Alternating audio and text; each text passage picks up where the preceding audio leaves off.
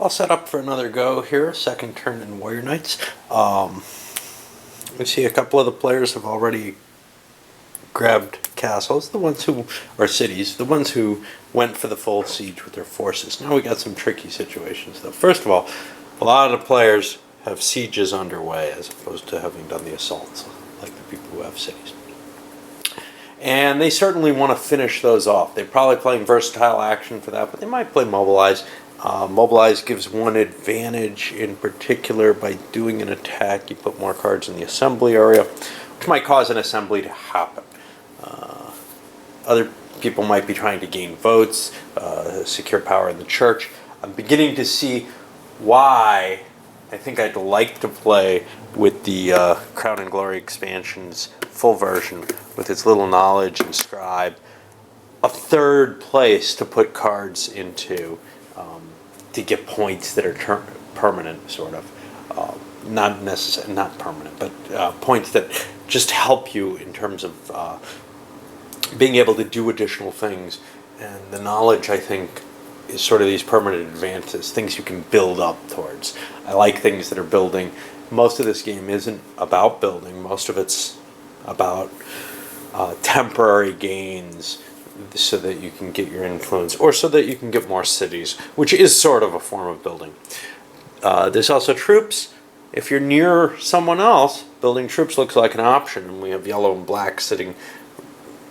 Yellow really blocked off. What can they do? They can move up to Lens and take that, but then they're exposing themselves to black, so we may see a war there very soon. Likewise with green and blue, although with them taking siege actions, that may be a little bit slower. Blue has to worry about what's coming up behind them there. Of course, without the stronghold being an end of the game factor, being attacked may not be such a bad thing, but I am beginning to look at let's say black and yellow go to war and one of them loses his stronghold out of this fairly quickly. Well, where do you go after that? There aren't a lot of safe places. Well, here's a really safe place. Oh, that's not a hex. Okay. It's like, well, there's where I want my stronghold. Yeah, I mean, you lose some money, which probably isn't that big a deal. You can probably spend your money on the war, as it were. But you also lose a location that was kind of centralized. You can go back there, but it was your best choice at the beginning of the game, and now, well, where the hell is there left? I mean, people are going to have influence and forces just about everywhere. So maybe getting knocked out in the 6-player game isn't that big a deal. I mean, it's a big deal, but it isn't that bad a thing.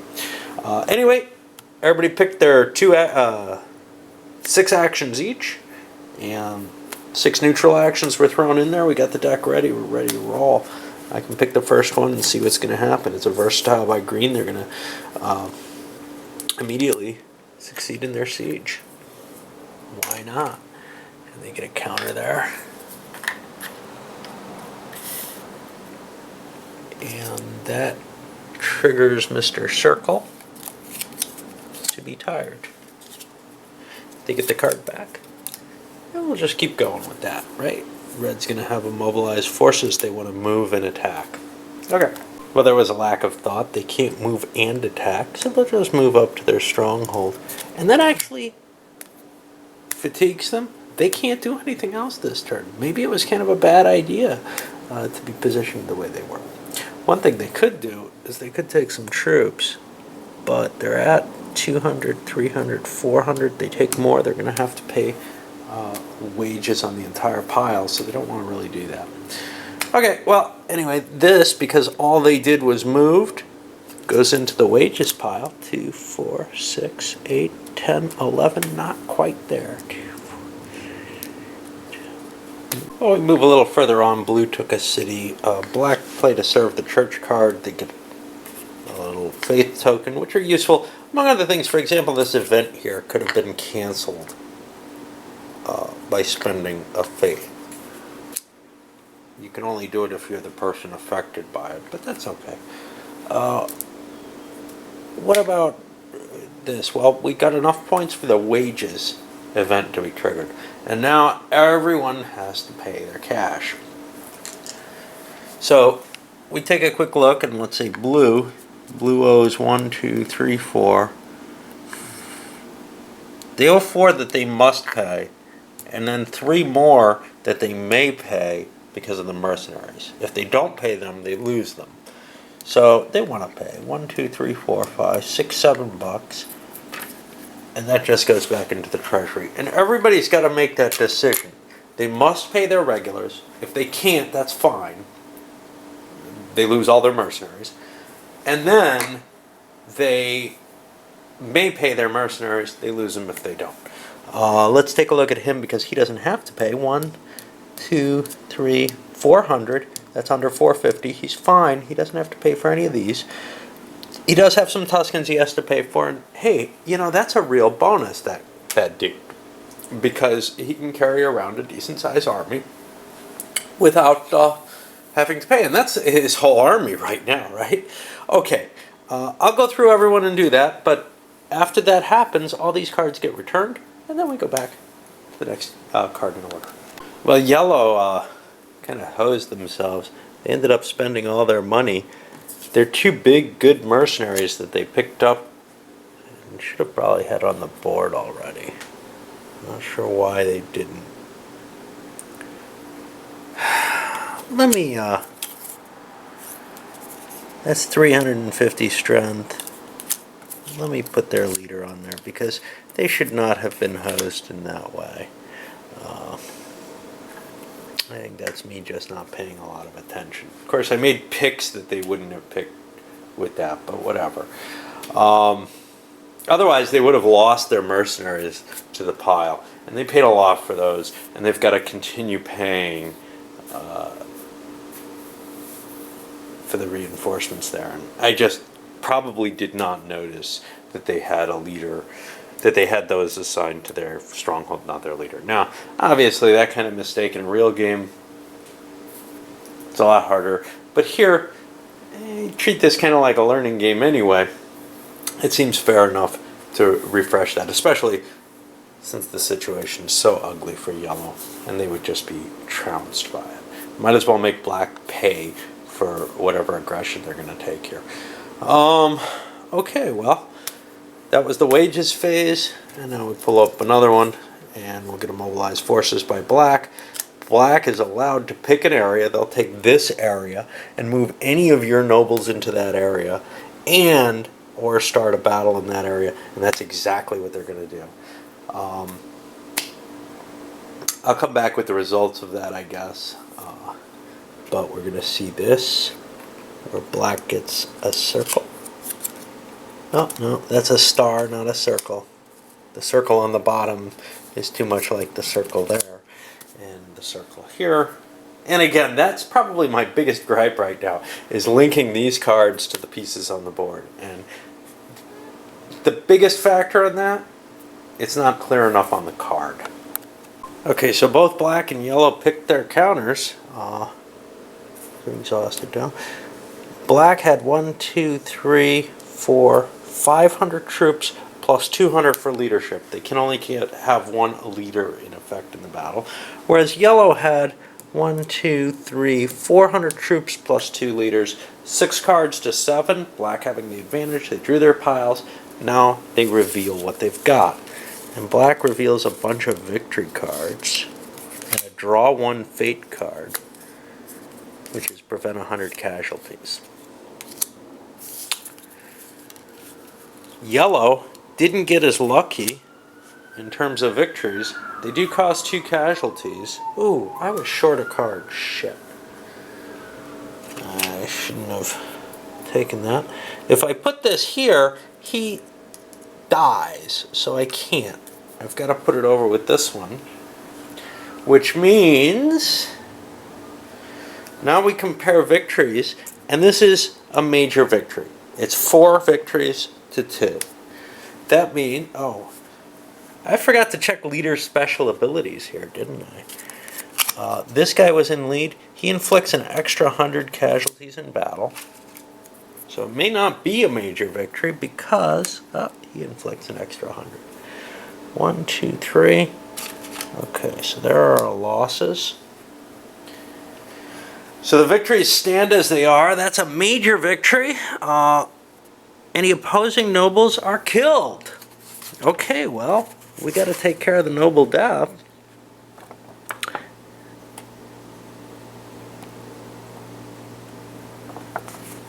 Which is going to be here. Draw for deserters. We draw a fate card. Now these are all going to be discarded. And I'll probably want to shuffle them and put them at the bottom. I draw a fate card for Romanians. Okay, did he have any Romanians with him? He did not, so he doesn't suffer a desertion.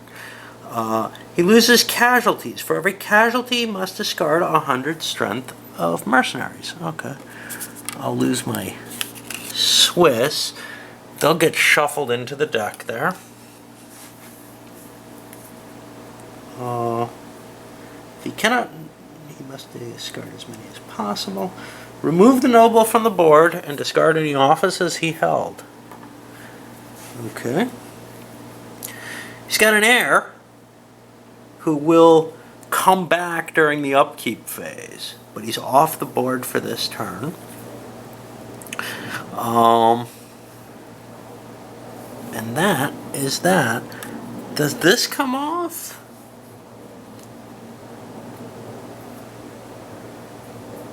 Yes, casualty tokens are removed. I thought so. I'm sorry for the quick pans. I try not to do that, but sometimes I'm in midair when I walk. That's it for him, and yellow is looking a lot worse off. Now, I attacked. This was a siege. Crapolas. Let's give him another, yet another victory. Alright.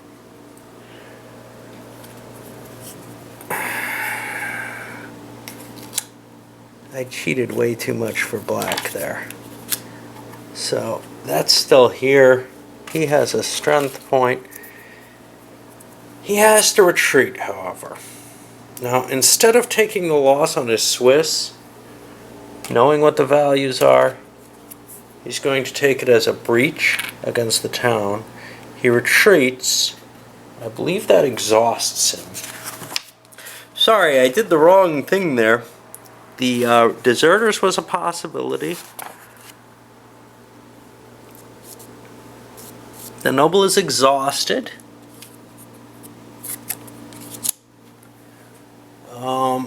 But the town falls. And black gets this. And you can see that that extra card made a big difference. And with this, there's a breach on it. It would have to be repaired for things to be fixed. We still got one big force here with 350, 550 strength points versus 1, 2, 3, 4, 500. Now, let's take a look at the... I'm not sure if he has... I think he's down these points, which would be 1, 2, 3, 4 minus 3 is 1. He'd only be at 200, 400 with his leadership bonus. So this is actually bigger and could conceivably get a victory on him now. Of course, there's the walled town, or the town, but that's taken a breach hit, so it's down 100 troops, which is all it has. Let me make sure that I'm right about that you only get a number of cards. Yeah, the casualties reduce the number of cards you get. So yellow's second guy can come in and do a number on these conceivably. Or maybe he can come in and take Geds away. Hard to tell which way is best. But certainly black's victory was not as intense as it looked like it was going to be. I've got to get these back in the bottom of the deck. And then this was both a wages and assembly. Both are here. I don't know which one's more likely to go. I'll toss it into assembly, see what happens. So after some more actions, and we see purple's got a town, green took another one. We have the fund expedition action came up, a neutral action, and the chairman does not wish to. He has no cash. He just does not see a point to it. However, what does happen is the current expeditions move forward, and China has been reached. So we draw one of these. China produced a 4 times. Actually, there's 2 cards. No, only one's drawn because it's not blessed. So China gets 4 times. Everybody who's here gets 4 times the cash. Now that includes their risked amount. So black, for example, risked $1. They give $4 back. Purple, likewise, gets a total of $4. You can end up breaking even, is what it comes down to, and red ends up getting $8 and making a $6 profit.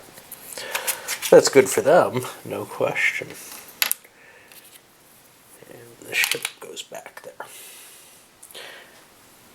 This will go in the bottom of the fate deck.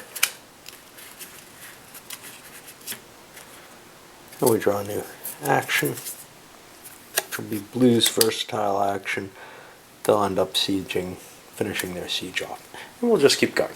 The next card up is an important event, which is going to be the head of the church makes a decision. Who draws? It doesn't matter because it's a neutral event.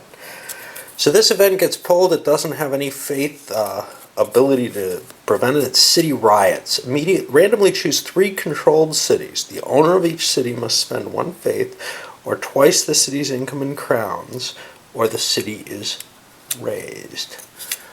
Okay, well that's pretty painful. They have to be controlled cities, so let's start. Straven. No idea where this is. That's over here. That can't qualify. Kovel. I think somebody took that. That's in Russia. Well, maybe not anymore. Kovel's over here. Green has to spend a faith or $4 to keep it alive. I'll spend $4, but that's a painful cost. Oh, not that. No, I've revealed something I shouldn't have. Second, lens.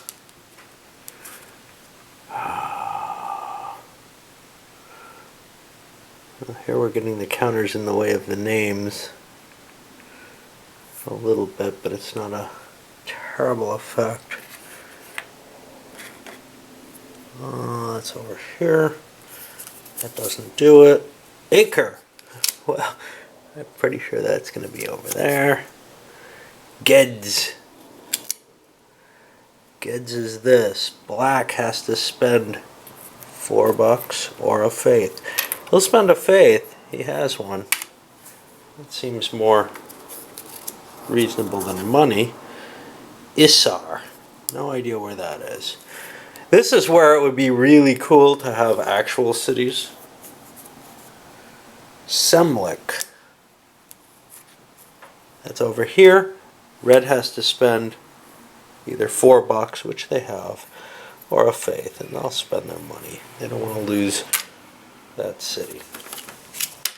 And then these just, I guess, go back under here, maintaining their order for now. And we draw another one. Some assembly points for yellow.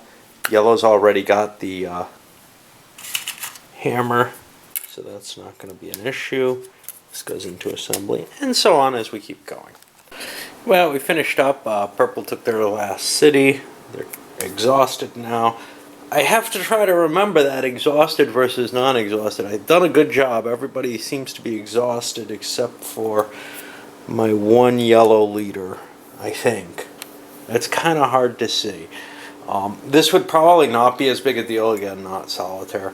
These games are obviously not designed for solitaire gameplay in the same way that the older versions, maybe weren't designed for it, but weren't designed with mechanisms to get in the way as easily. Anyway, I'm far enough in that I want to cut another video for the next two decks. We're going to see the taxation round, which isn't going to be too exciting either. But I figured I might as well show it, and, well, we might see one of these happen. Still don't know what happens with these. I think the assumption is not enough of them happen in a game to worry about a reshuffle. So they could just go at the bottom of the deck or something. I'm not sure. All right, up this goes.